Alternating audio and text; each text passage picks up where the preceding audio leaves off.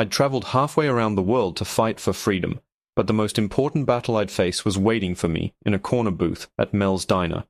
The bell above the door of Mel's Diner hadn't changed in 30 years. It was the same cheerful, slightly tinny jingle that had announced my arrival for countless birthday pancakes and post-game milkshakes. Tonight, it felt different. It felt like a homecoming.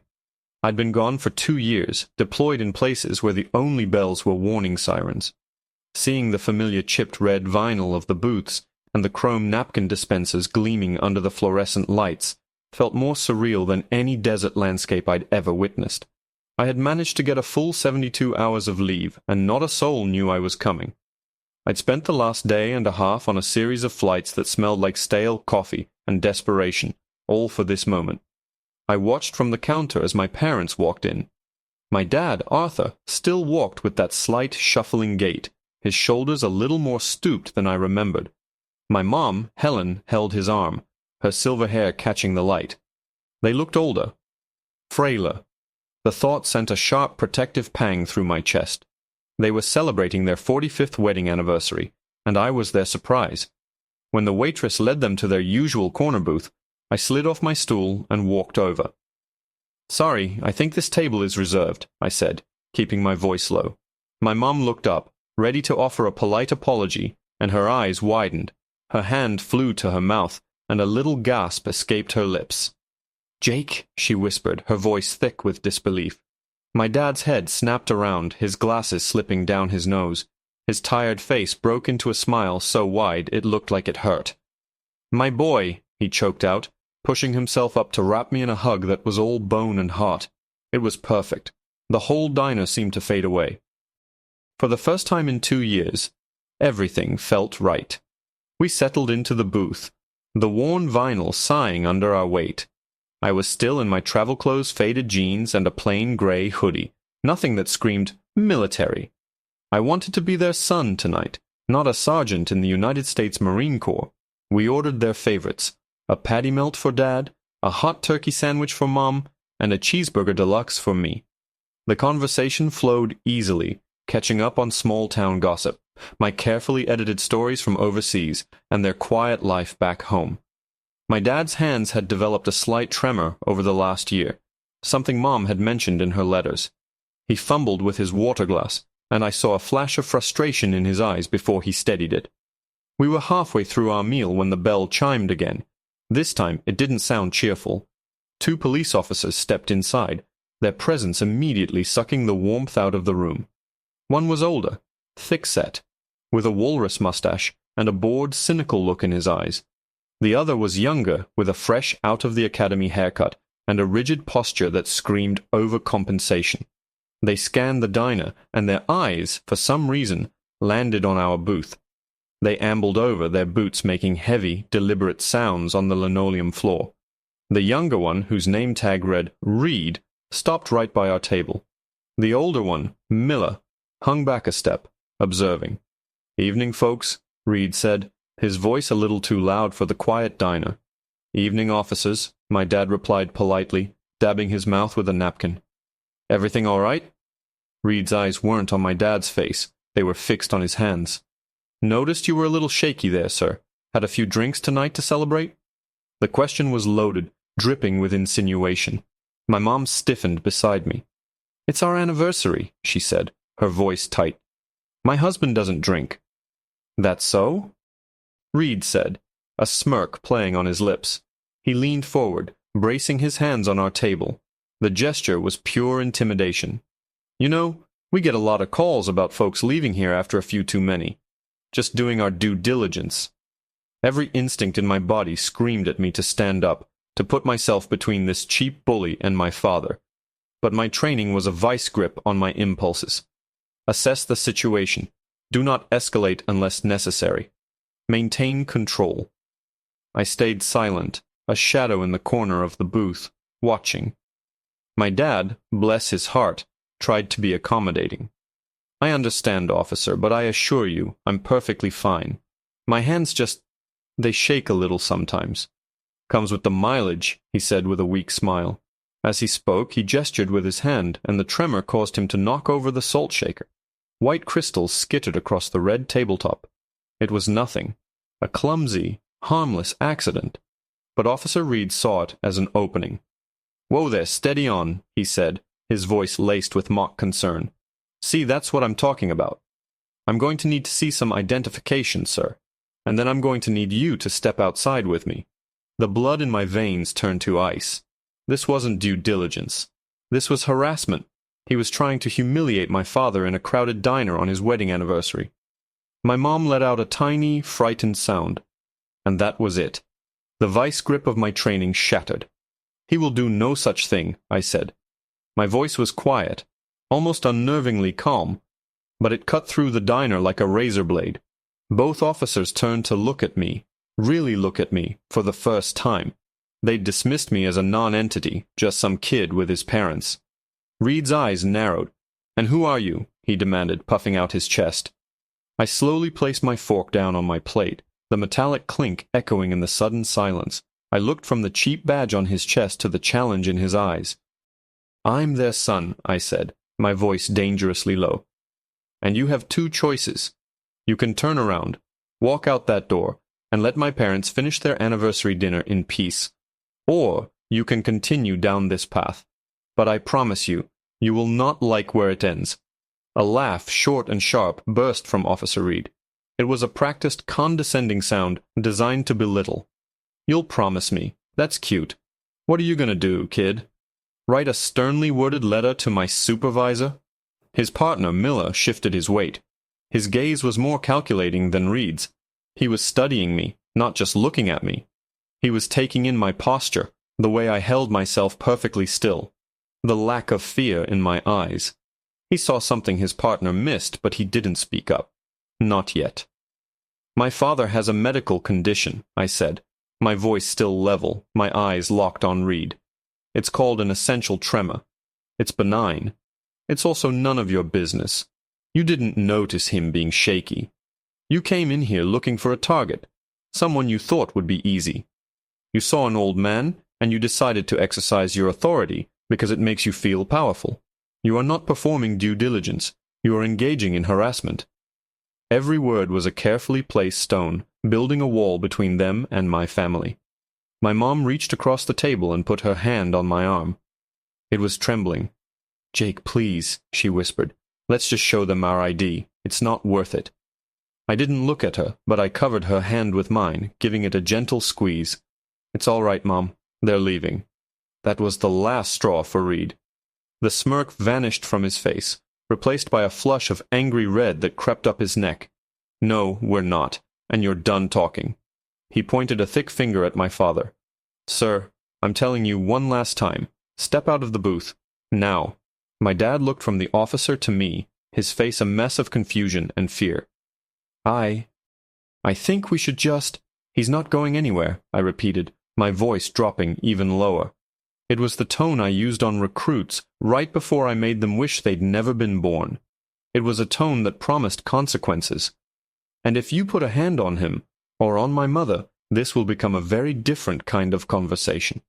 "Is that a threat?" Reed spat, his hand drifting down toward the baton on his belt. "It's a statement of fact," I replied coolly. Suddenly Miller spoke, his voice a low rumble. "Reed, let's just run their plates. We can wait outside." Reed shot him a venomous look. "We're not done here, Miller." He saw it as his partner undermining him, and his fragile ego couldn't take it. He turned his full attention back to me. He was going to make an example of me. "All right, tough guy. You want to interfere? Fine. You're the one coming outside with me. On your feet. Now." He reached out and grabbed my forearm, his fingers digging into the muscle, intending to haul me out of the booth. It was the moment he'd been building towards, the physical assertion of his dominance. He pulled. I didn't move. I didn't tense up. I didn't resist in a way he could feel. I simply stayed. My center of gravity was low, my body rooted to the spot. It's a simple trick of balance and control, something beaten into you over thousands of hours of training. To him it must have felt like trying to pull a statue out of the ground. Confusion warred with anger on his face. He pulled again, harder this time, grunting with the effort. I remained perfectly still, my eyes boring into his. The only thing that moved was my hand, which was still covering my mother's. I gave her another reassuring squeeze. "I've got this." "What the hell?" Reed muttered, his grip faltering. He wasn't just a cop trying to bully a civilian anymore. He was a man who had encountered an immovable object, and his brain couldn't process it. For the first time, a flicker of genuine uncertainty appeared in his eyes. Miller took a half step forward, his hand now hovering near his own sidearm. "Reed, that's enough. Let the kid go." But Reed had gone too far to back down. Humiliation was a more powerful motivator than caution. He let go of my arm with a shove, his face contorted in a mask of fury. "You think you're a tough guy? Huh? Resisting an officer?" "I haven't resisted anything," I said calmly. "I've been sitting here, enjoying a meal with my parents on their anniversary." "That's it," he snarled, fumbling at his belt. "You're under arrest, obstruction, interfering, resisting." He finally unclipped his handcuffs, the metallic rattle slicing through the dead silence of the diner. Every patron was frozen, watching the drama unfold in our corner booth. He lunged forward, grabbing my wrist and trying to twist it behind my back. "Stand up and put your hands behind your head. Now." I let him take my wrist. I stood up slowly, deliberately, my movements economical and smooth. I was still a good 4 inches taller than him, and as I rose to my full height, he had to look up to meet my gaze. He faltered for a second, the cuffs dangling from his hand. He saw the absolute lack of panic in my eyes. He saw the cold, hard calm that had settled over my face. He didn't see a scared kid anymore. He just didn't know what he was seeing. "Turn around," he ordered, his voice suddenly less certain. I didn't turn around. Instead, I looked past him, my eyes finding the older officer, Miller. I ignored the man trying to arrest me, as if he were a buzzing fly. "Officer Miller," I said, my voice clear and carrying. "My name is Sergeant Jacob Peterson, United States Marine Corps. My father's name is Arthur Peterson. I highly recommend you ask your partner to stand down before he makes a mistake that will end his career." The name hung in the air for a moment. Sergeant Jacob Peterson. To Officer Reed, it was meaningless. Just another lie from a punk trying to get out of trouble. He sneered, his face flushed with a renewed sense of righteous indignation. "Sergeant. Oh, I get it. Playing soldier now, are we? You think throwing out some fake title is going to stop me from doing my job? You just added impersonating a member of the armed forces to your list of charges, kid." He lunged again, grabbing for my free arm with the open handcuffs. His movements were clumsy, fueled by anger and adrenaline. My training, however, is fueled by muscle memory. It's a cold, efficient engine that starts without a key. What happened next took less than 2 seconds. It wasn't a fight. It was a physics lesson. As his hand clamped down on my bicep, I didn't pull away. I moved with his momentum, stepping into him. I pivoted on the ball of my foot, my other hand coming up to cup his elbow. With a simple, fluid turn of my wrist and a shift in my body weight, I redirected his entire forward lunge. His own force carried him past me, his arm now twisted at an angle that was unnatural but not injurious. He was completely off balance, stumbling forward. I gave a gentle, downward push on his elbow. Officer Reed didn't get thrown across the room. He didn't get slammed into a table. He simply dropped to one knee, a surprised grunt escaping his lips. The handcuffs clattered to the floor. I hadn't struck him. I hadn't hurt him. I had simply used his own aggression to put him exactly where I wanted him. Neutralized and kneeling on the floor of a diner, looking up at me in utter shock. The entire diner went tomb silent. You could have heard a salt crystal drop. My mother's soft sob was the only sound. "Jake, stop!" I immediately let go of Reed's arm and took a half step back, raising my hands slowly, palms open, to show I was not a threat.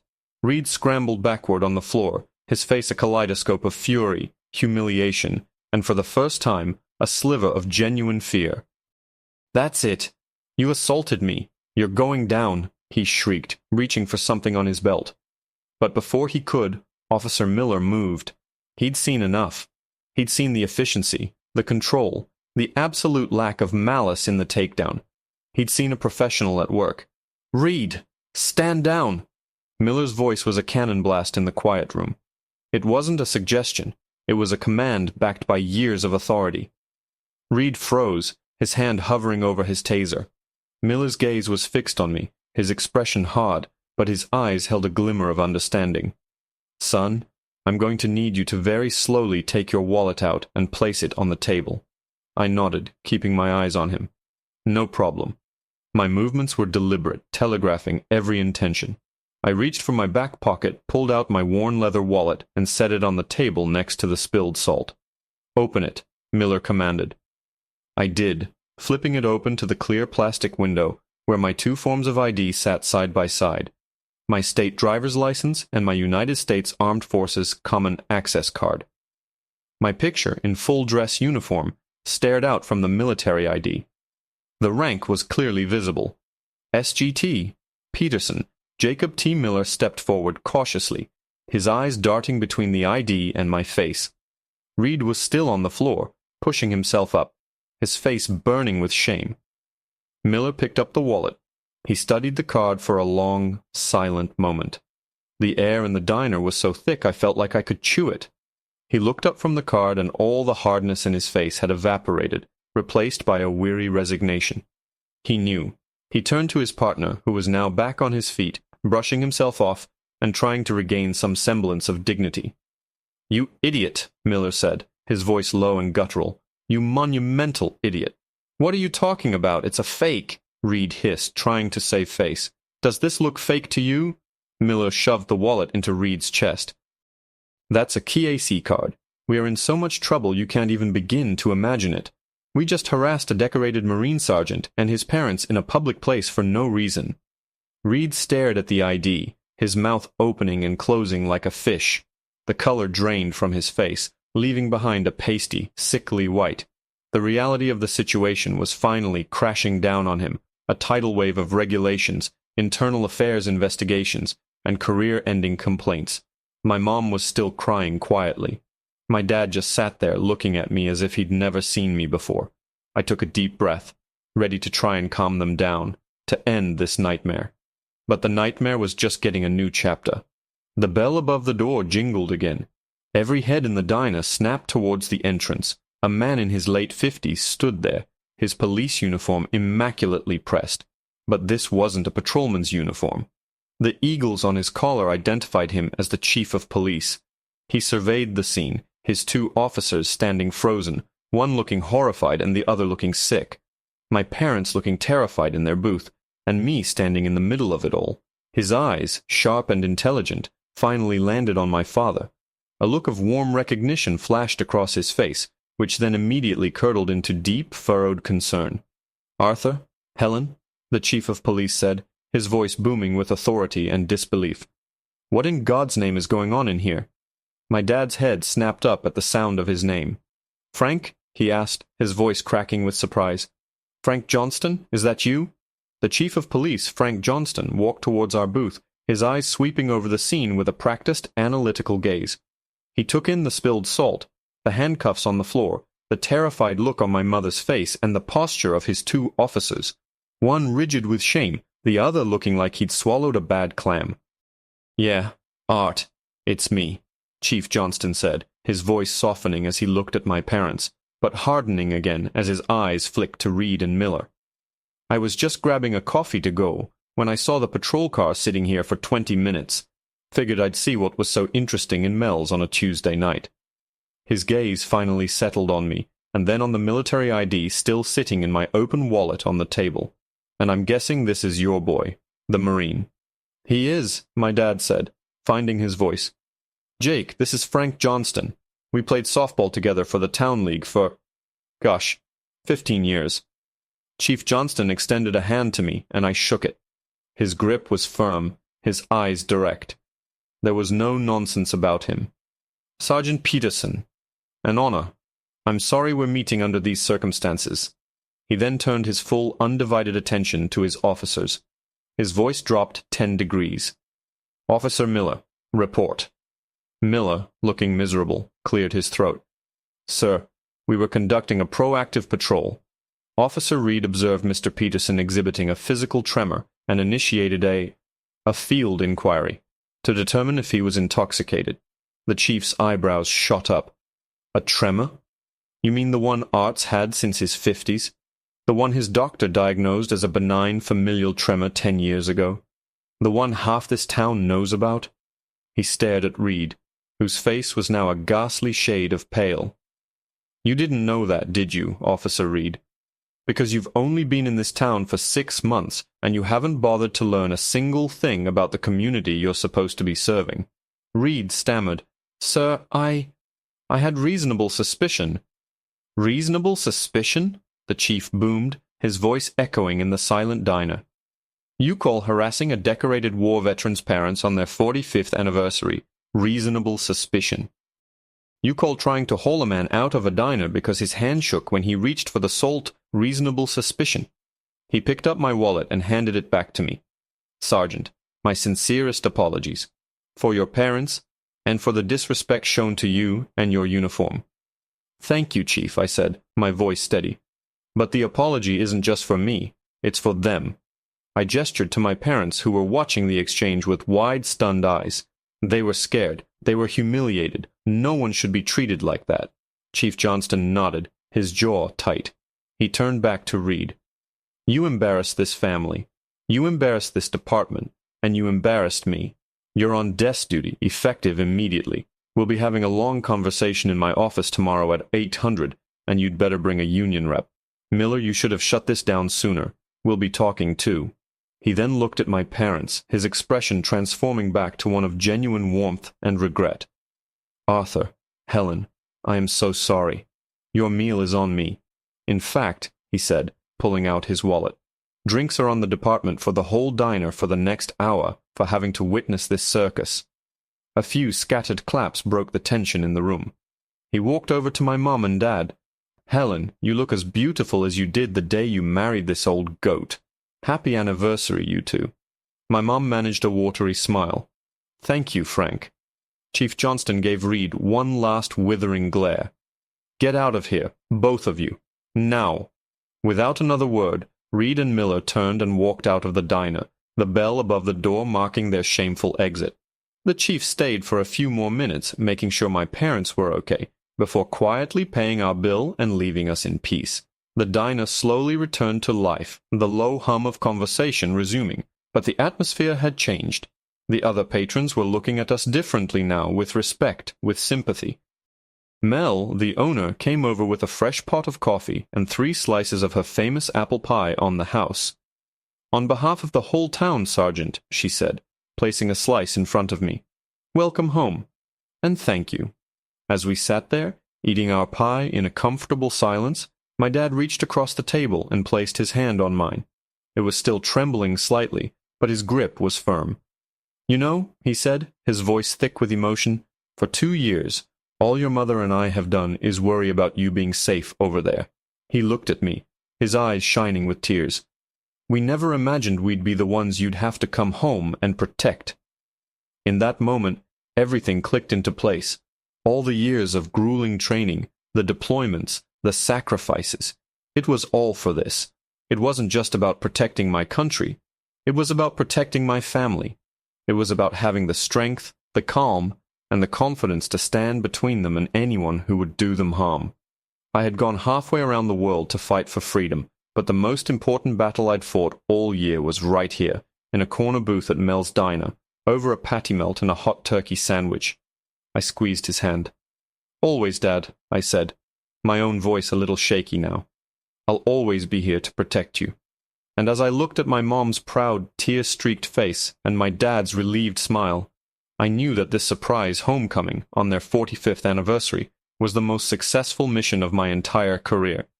The bell above the door jingled as another family came in, and for the first time that night, it sounded just right.